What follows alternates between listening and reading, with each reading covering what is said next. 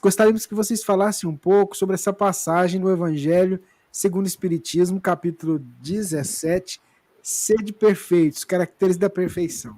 E aí tem a passagem que ela queria que vocês ajudassem a entender, que foi escrita por Mateus 5, 44, 46, 48, que diz assim, ó: amai os vossos inimigos, fazei o bem aos que vos odeiam, e orai pelos que vos perseguem e caluniam.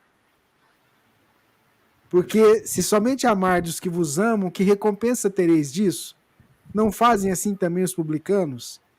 Se unicamente saudardes os vossos irmãos, que fazei com isso mais do que os outros? Não fazem o mesmo os pagãos? Sede, pois, vós outros perfeitos, como perfeito é vosso Pai Celestial. E aí, eu sei que isso não é uma palestra, mas é um seminário, mas vamos lá. Porque quando a gente lê isso aqui, ó, amai os vossos inimigos, fazer o bem para aqueles que te odeiam, e orar para aqueles que vos perseguem, caluniam, fala assim, não dou conta, não. E aí? Posso começar, Lahar? Pode sim. A proposta de Jesus é que a gente não entre na energia do ódio. Não entre na energia da vingança, nem uma energia negativa para nós. Tá? Quando ele fala isso, ele fala para que nós nos cuidemos emocionalmente. O grego, ele tinha muitas palavras, desculpem, para o que nós em português só temos uma, que é amar. Então, quando a gente pensa em amar o inimigo, a gente pensa, eu tenho que amá-lo, como eu amo meu filho, como eu amo minha mãe, como eu amo meus melhores amigos. Não é isso. O significado da palavra amar, utilizada por Jesus, a palavra específica utilizada por ele, é aquele amor no seguinte sentido: tenha respeito por ele, goste dele com aquele amor universal, entendeu? E não aquele amor específico com aquelas pessoas que fazem parte do meu núcleo, que eu tenho aquela grande afinidade. É aquele amor no sentido de queira bem. E se a gente for ler essa passagem de Mateus 5, ele começa: amai os vossos inimigos, né? Como você disse, fazei o bem aos que vos odeiam, orai pelos que perseguem e caluniam. A gente pode entender assim: ame os seus inimigos, 2 pontos. Como? Primeiro exemplo que ele dá é de alguém que nos odeia, tem um sentimento de ódio por nós, a gente vai e faz o bem. A pessoa tem um sentimento, ela não gosta, ela odeia a gente. Nem por isso nós vamos fazer o mal, nem torcer mal. É claro que eu não vou bater na porta dela para fazer o bem, mas às vezes é um irmão que nos odeia, com quem nós brigamos, e que tempos depois está no hospital, precisando de alguém, a gente chega lá: meu irmão, vem ficar com você, mesmo que você não goste de mim. Então, fazer o bem no momento em que esse bem, a vida vai trazer a oportunidade de a gente se aproximar. Agora, tem aquelas pessoas que nos gostam da gente e não estão só no sentimento, estão nas atitudes.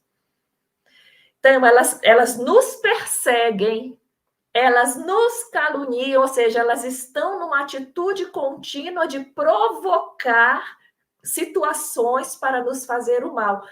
Para essa, eu não tenho, nem que ela vai para o hospital, a condição de ir lá ajudar, no nosso exemplo, de fazer esse bem físico, mas eu posso orar por ela.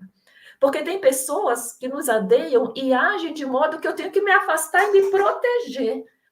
Às vezes, até judicialmente, pedir um distanciamento. Então, eu não tenho como fazer esse bem físico.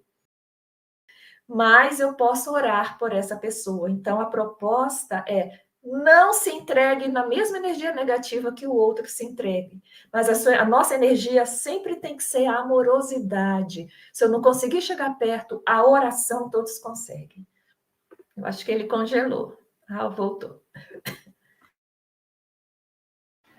Seguindo essa linha de raciocínio que a Sâmia estava colocando, dos 2 pontos, né? É muito importante observar que nós nunca tínhamos tido dentro de Israel ninguém para propor o amor aos inimigos. Pode procurar o Antigo Testamento todinho, não tem. Se falou de amor a Deus. Sim, se falou de amor a Deus. Falou no Levítico, falou de amor a Deus. Falou de amor ao próximo, também falou, mas é só o próximo, o distante não é para entrar, é só o próximo.